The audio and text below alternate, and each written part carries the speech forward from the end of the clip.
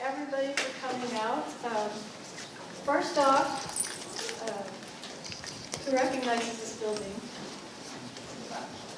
Okay, good. Okay, we'll talk about that in a second. Okay. I'm going to start with a quote from one of the books I brought over there from Dr. San Miguel. This isn't part of the quote, but I'll tell you what it is. On one hand are the community members who have taken action to improve education for their children. Quote. At another level, writes Dr.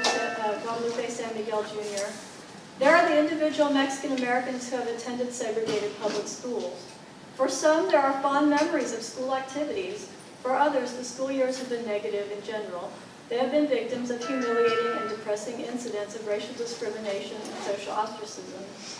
The truth in this statement is reflected in the oral histories that I conducted with former students and teachers at the New Braunfels Mexican School. In approximately 1996-1997, I was looking for a topic for an honors thesis that I was doing at Southwest Texas State when it was still Southwest Texas State. And I came across something that said there was a Mexican school in town. And I thought, well, I'm from New Braunfels, I've never heard of a Mexican school. How many of you already knew that there was a Mexican school? There's more than one. Yes. Yeah. Yes. And so this is how I started doing this research. I ended up interviewing 6 former students and 2 former teachers, and I'm honored to say that one of the former teachers that I interviewed, Miss Jeanette Stroyer-Felber, is sitting right here in the front row with her family. So you're going to be hearing some quotes from her.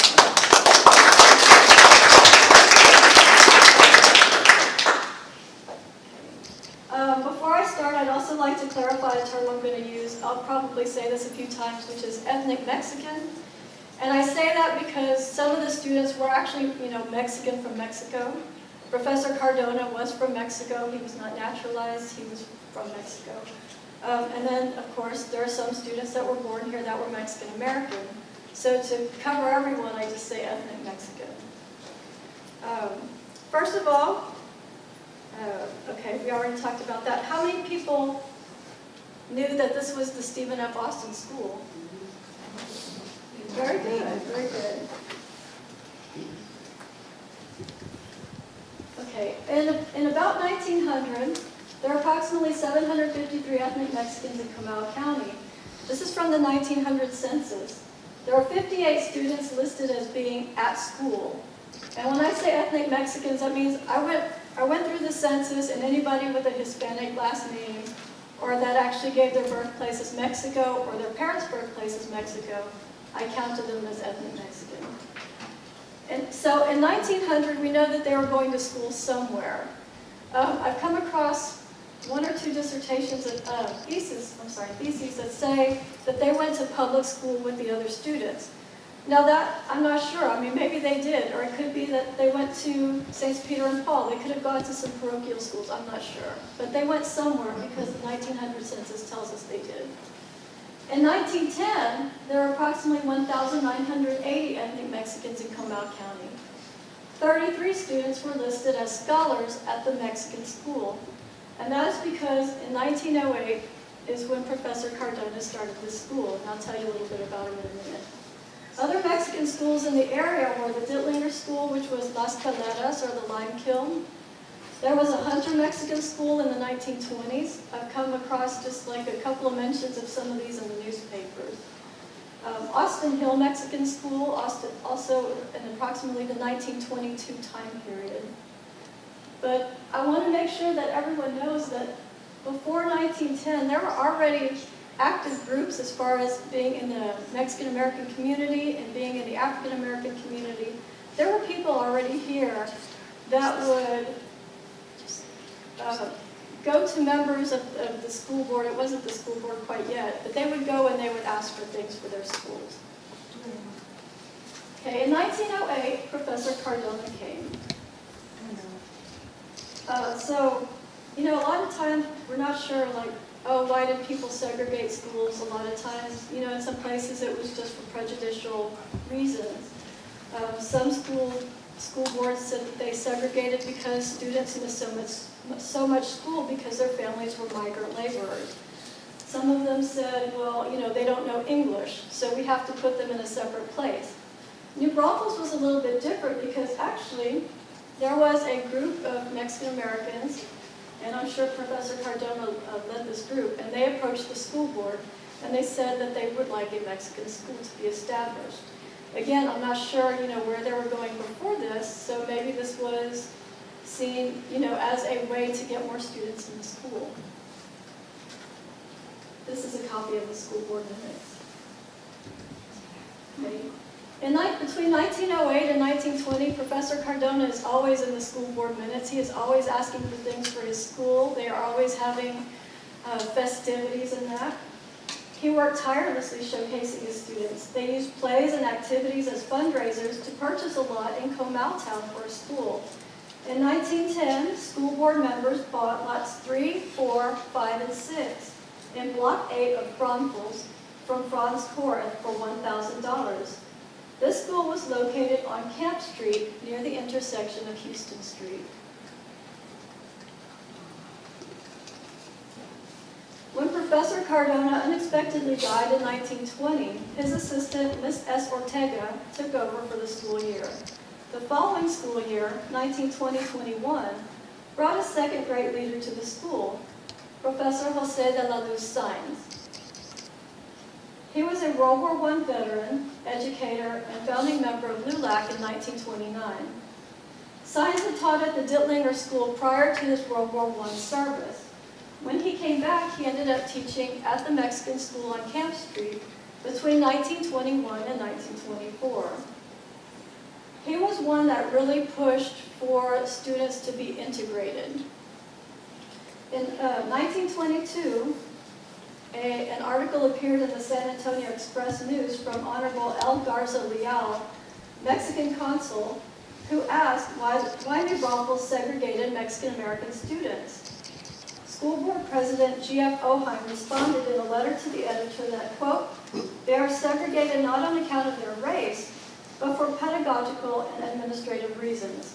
Not knowing any English and learning this language slowly and with difficulty, these students cannot keep up with others and require special instruction. In fact, school board records show that in 1922, board members were discussing the possibility of whether or not to integrate some of the Mexican students into the Anglo schools. Likely this is because of Sainz' prompting. In October 1923, members of the Mexican-American community petitioned school board members asking that the 6th grade students of the Mexican school be allowed to attend the high school, which was grades 7 through 11 at that time.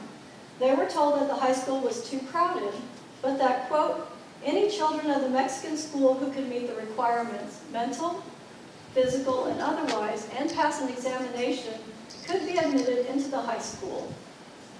Okay, you'll see that Professor Sainz remembered this for many years after that because he has some papers of the Benson Latin American Collection at the University of Texas. And in one of his papers called, Does Racial Discrimination Exist? He quoted that. He said, how long does it take to learn enough English to be accepted into the non-segregated schools? How much English is required? New Braunfels school authorities told us once that our children had to meet intellectual and other requirements before they could be accepted into the schools for American children of German extraction. What were those other requirements? And he put everything in capitalized as how he had it in his paper. Okay, in 1924, after he left, Miss Louise Starkey became principal in 1926. And she stayed there at that school as principal until 1949 when she got married. So she was there more than 20 years. Okay, Mrs. Otilia Sainz Mendez, you might remember this lady from the Green and White store on Seguin Street. She talks about the building. How many rooms would you say that the school has when you went? Well, it's good.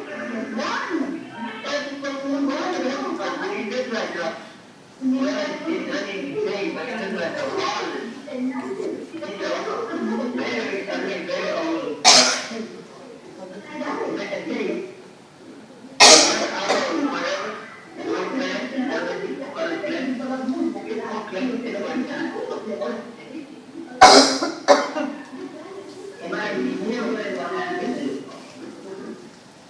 Okay, learned many lessons. One of them is don't interview a person when their television is on, and so that's why you heard all that noise. And if you can't read it and you would like for me to read it out loud, just raise your hand and let me know, okay? And so you're going to hear a little bit more of the TV, but what she's saying is what's written on here. And in this clip, she's talking about she remembers being in a play.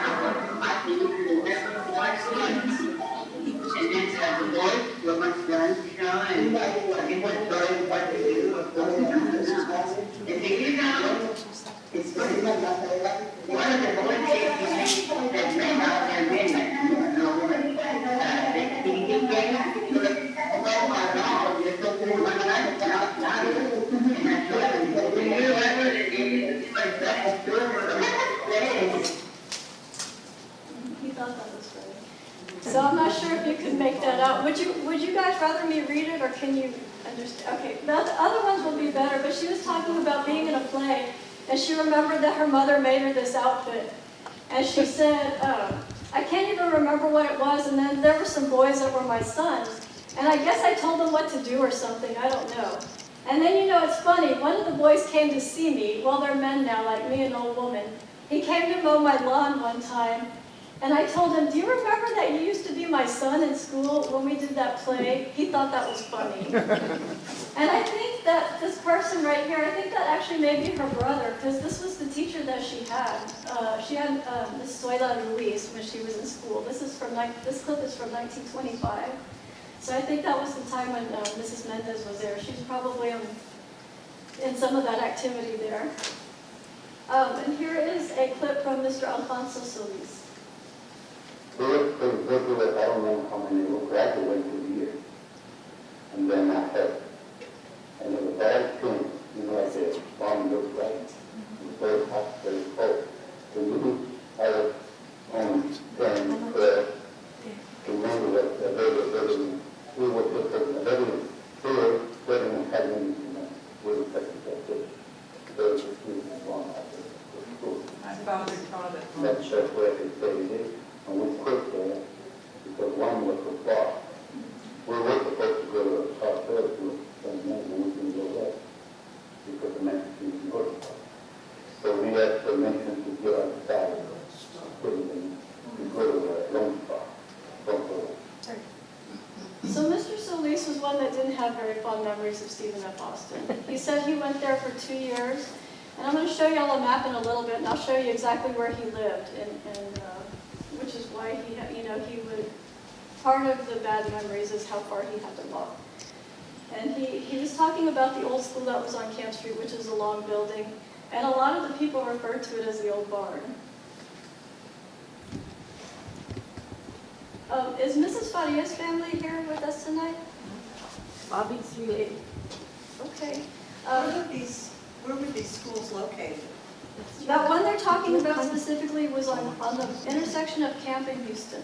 Oh, okay. Okay, so Mrs. Concepcion Musquiz Farias was a teacher in the early 30s, and she said, I hadn't interviewed her, but she had written me a very wonderful, beautiful letter, and these are her words. She said, the school was a long tin roof building with 2 rooms. Since I'm not a town girl, I don't know if it was the original. In 1930, when I came, they added another room, and it was issued to me. New room, new furniture, desk, and a swivel chair, which was the envy of all the teachers. The building was parallel to and close to Houston Street. The 3 rooms opened onto a long porch and faced the playground and not on Camp Street. 3 outhouses, boys, girls, and teachers, sat close to the alley. There were flush toilets. Water fountains were along the porch. And her letter is actually in one of those binders. It's a 4-page letter, and she's very descriptive with her memories about the school. Okay, so prior to 1933, it was just referred to as the Mexican school. In 1933, it's the first time I see it, and I think it was in the school board minutes, that it's actually called Stephen F. Austin. In 1934, the teachers, the students, the school moved to a new building that was built on North Street, which is the picture that I opened up with. And so this is the cornerstone. And it's interesting because they actually spell Stephen with an A.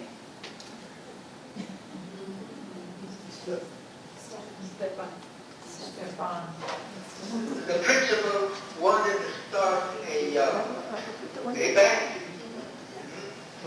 and they picked Ramirez because he was big lipped like I am, but because he had the big tuba, and we had the smaller horns, and so he would go boop, boop, boop, boop, boop, like me and Dominga, we had the big horns, and he had the great big horn. I remember the three of us. Okay, so Mr. Lauda, I actually interviewed Mr. Lauda maybe 3 or 4 weeks ago, and then I found out he had gone to Stephen F. Austin, and so I included this little clip. The top clip is a clip from my uncle, and he had said, he was basically talking about Mr. Martin, who had started a band over at Stephen F. Austin. That would have been in the 1930s. And he was saying, we liked it, I liked to play. My mother wanted me to play music. I didn't have the ear for it. From that school, I could have come over here and played in the band over here and then gone back to the school. I said, no, I'm not ready for that. And he actually still had his tuba mouthpiece, so Mr. Rodriguez was my great uncle, so when we go over to see him, he would take out his mouthpiece and show us.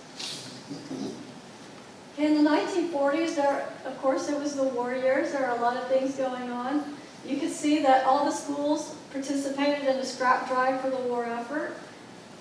And we have a quote from Mrs. Felger here.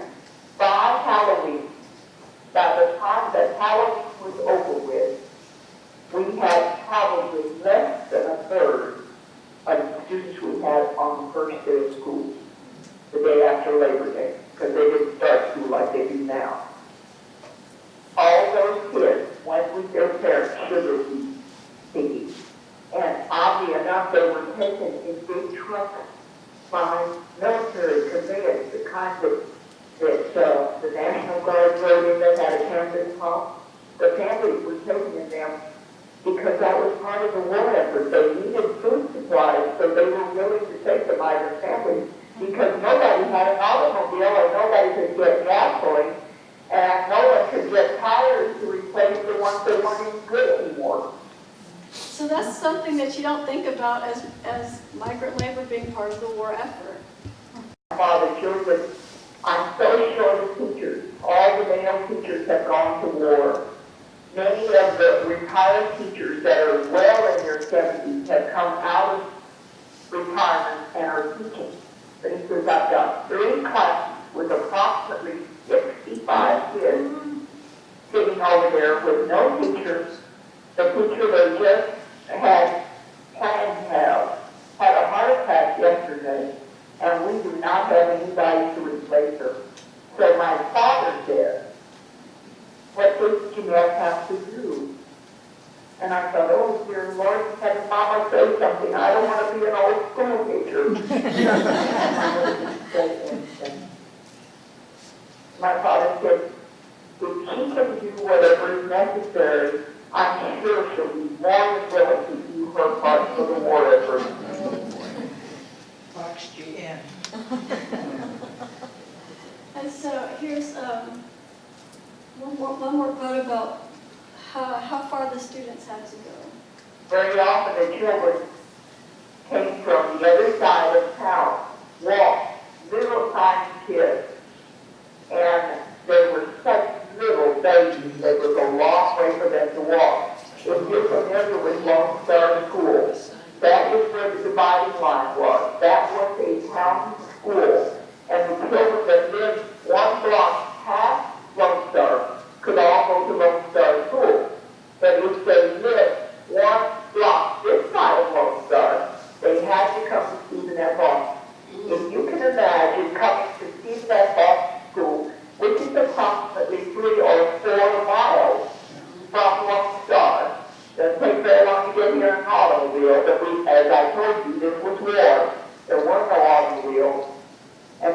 little tiny kids walk, little tiny first graders, in cold and wet, and it was always just horrible to me.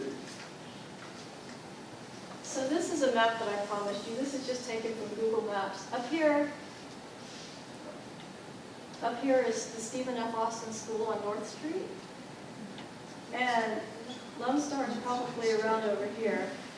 This is the street that Mr. Solis lived on. He lived on, the name has escaped me. I can't remember. It's around Plum and Great Peach Peach, and it's Natural. gotta be in the. Yeah, it's over there. And so they had to walk all that way. On Seguin Street is where a couple of the other people I interviewed lived. And then right here on San Antonio Street.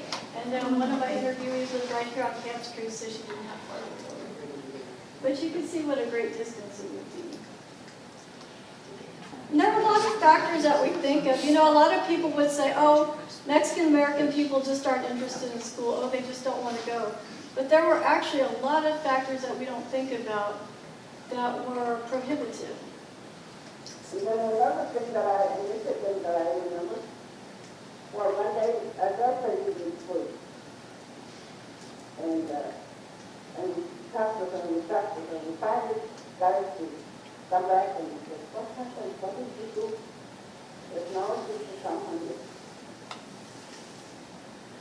So the teacher looked at him and said, well, Francis, you are the only one who lives close to me. Do you think your mother will want to come for breakfast to this girl? I said, yes, you can. I can tell my mother we can go and tell my mother to provide and teach you better.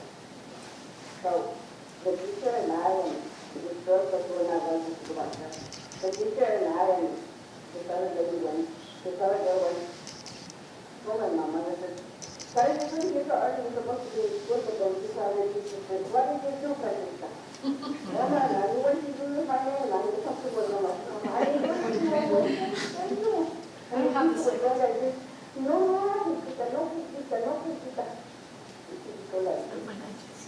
No malo, no malo. Because then I told my mother what was happening. Like, he was away, she was like, oh, my mother said, well, good. You know, somebody, we 5 days and 8 or something like that. And when she said 5 days and 8 goes, she said, really fast, Mom, nothing makes them, tortillas, she said, tortillas, she told me.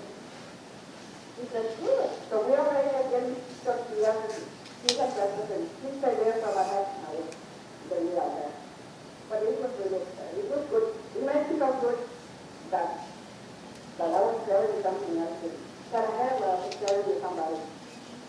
So actually, it's, So basically she was saying that there was a girl that wasn't in school one day and they said, you know, why aren't you in school? And she and the teacher went to the girl's house and the girl said she was hungry.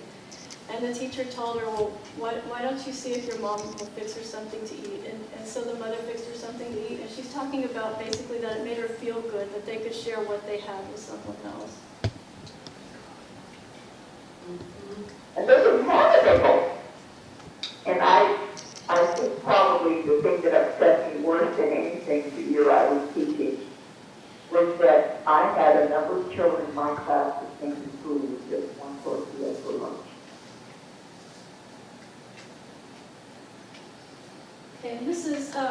S.D.S. had written, she said that there were few absences. The winter was harsh, but the schoolroom was warmer than some of their homes. So they came, sometimes barefooted and no jackets. There were only one high school here, that's in New Street. I was there just maybe 1 year. And I'm not ashamed to say it, you know, because like I come from family with a big family, and my father couldn't afford to dress me up. So I was ashamed to go there to school. I really wanted to. And so you have Mr. S.D.S. saying, you know, his family couldn't afford for him to have nice clothes to go to the high school. He just recently died. He did. Mrs. Hernandez also, she faced a hardship that she was actually asked to leave school in 1942.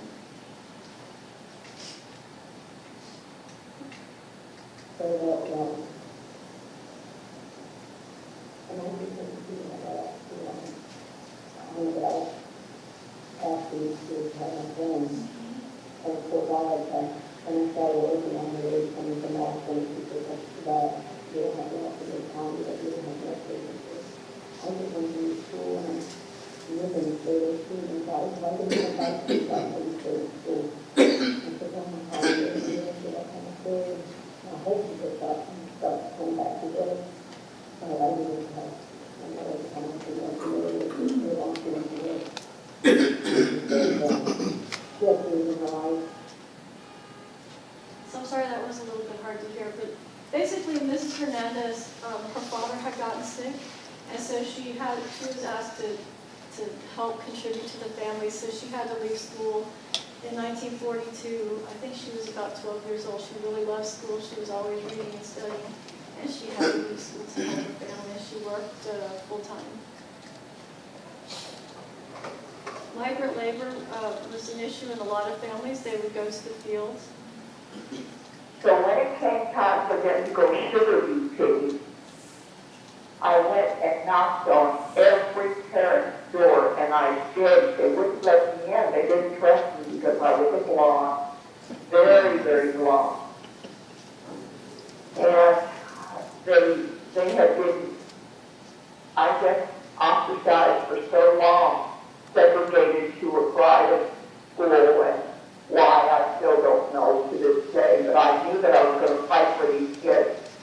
And they're very special friends of mine, every one of them now. I'm old, but they're still my friends. But I had parents that wouldn't invite me into their houses. They talked to me through the screen door. But I begged and pleaded with them. I said, please don't take so-and-so out of school. Go sugar beet picking and leave them behind with an old grandmother or a great aunt, and let them stay in school. So being out of school, obviously did affect the students. They missed a lot of school. Mrs. Castilleja sort of offered a different perspective, and it was interesting because, I didn't have a huge sample to choose from, but a lot of, two of the female students, former students I had interviewed, they were very vocal about how their parents said that they needed to learn, basically how to care for the home and how to care for their husbands and things like that. That school was kind of secondary. And this was kind of the case for her as well in some respects, but she offers a different perspective. So we had to go to big, not that I didn't with nobody, but none of us know how to do that. But we just go to the big field. And we go, it was a challenge because it was something we wanted to learn. Daddy and Mama always said that it was better for us to learn because what if we married somebody that went on the country speak to each of the cousin and we didn't know anything about it.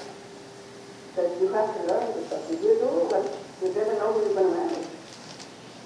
So when you get older, you always get married, you have your kids, and what if your husband wants to take things to that? Well, at least you say, well, let's go. You go and you learn how to do it yourself. You know how to do it. So that's how we learn how to. And we did maybe a few months from school, either at the beginning or at the end of school. But we had to either come late or we had to leave early because we had to go to the field. They also did have some good times that they remembered.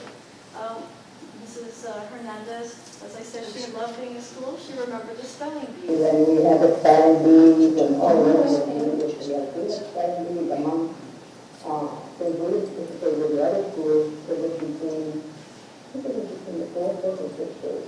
And we would start from the third grade on.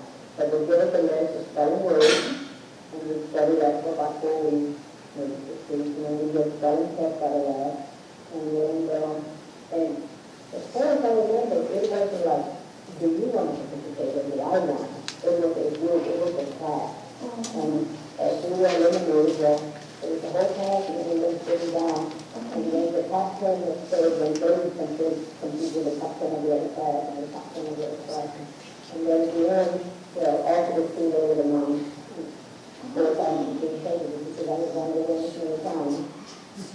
So she was a good speller, she remembered that well.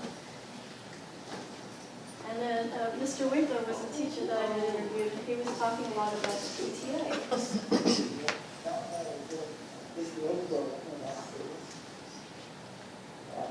I have a lot of interest in PTA and a lot of cooperation with the parents and the teacher told me, the school told me from our school, and I said, they just got over there. We call it the university of the elementary school over there. We had a parent teacher association that I guess we had 90% of the family enrolled as parents in the PTA. And I was blessed with our enrollment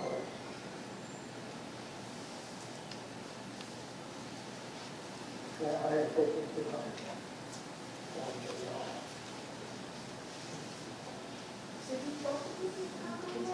No, it was ongoing, but it was So this is where it actually started. It was ongoing, but it's not active. I was able to share against it as a sense because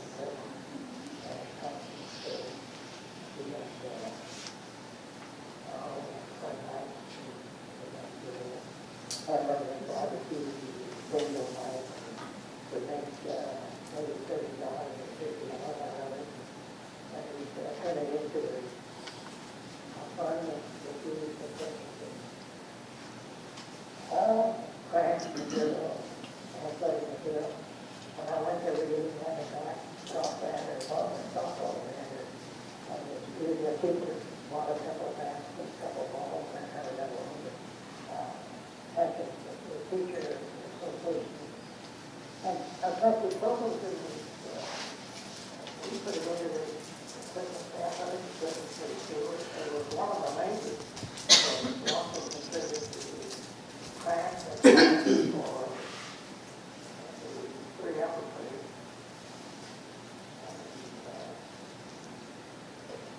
There's always a need.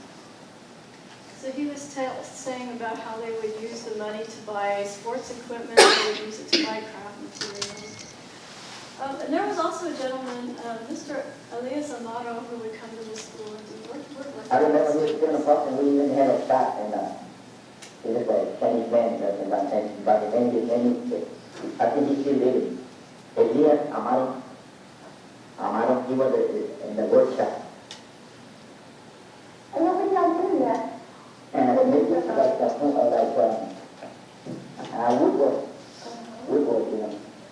Sometimes like toys or something like that, you know.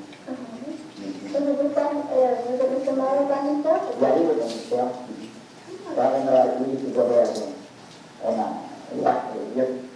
see what he was doing, you know.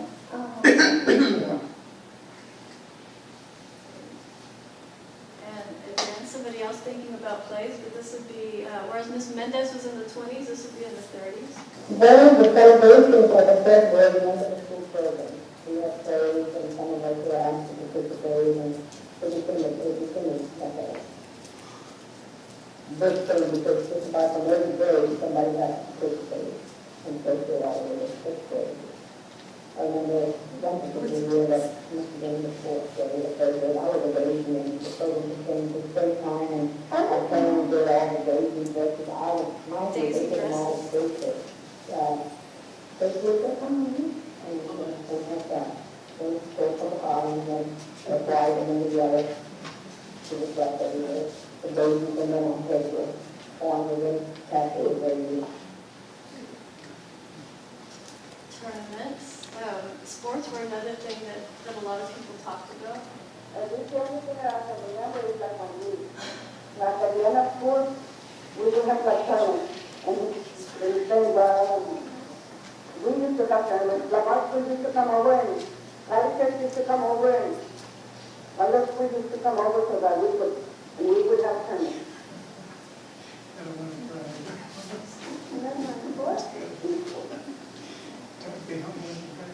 I don't want to talk about my dad, but I used to be a very good baseball player.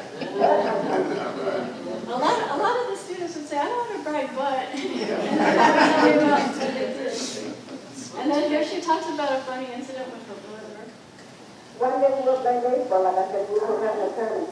And it was time for my brother to battle, to hit. When he hit the ball up, came and did the teacher right in the head. And she thought I was going to go with a boom, she finally sat down because she couldn't take it. And we thought that was so funny. Oh man, we thought it was funny, but it wasn't funny really because we couldn't have heard it a lot. The ball came, but she didn't win.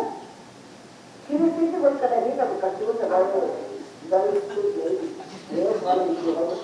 And she would never try to do great. She was funny. Never respectable. She would never smile. But after that, my brother, he was so funny. And he was my brother to drop it all down. Here her brother had hit the ball, and it hit the teacher right in the head. And then just a great story about trying to make supplies when there weren't any. I said, we don't even have a map of the world, and I'm going to have those kids make a map of the world. And we did. And then Mama was so impressed that she gave me another piece of Greek domestic, and we made the United States, and the kids really loved that. And what we did it with crayons, because we didn't have markers in those days. There were no magic markers. And then we ironed those sheets, and the crayon was stuck in there. We put a piece of wax paper over it, not saran wrap, real wax paper. And I still have, but that was kind of old and shabby, but it never walked me in. Some of the kids were just real artists.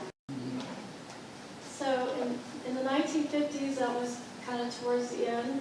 Miss Starkey actually had left in 1949 since being at the school since 1926. In the fall of 1951, all students at the Stephen F. Austin School were integrated into other schools, and the building was renamed Booker T. Washington and used for the African American students until they were fully integrated in fall of 1960. The building is currently the home of the Hill Country MHM Lawn.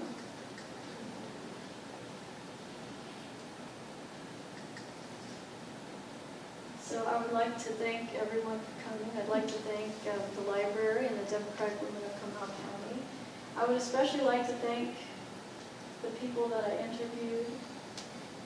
And sadly, we've lost a lot of those people, but Mrs. Felker is still right here, and those interviews meant a lot to me. This is a map, just one of the old fire insurance maps. This is the tin school that was on the corner of Mississippi Camp in Houston.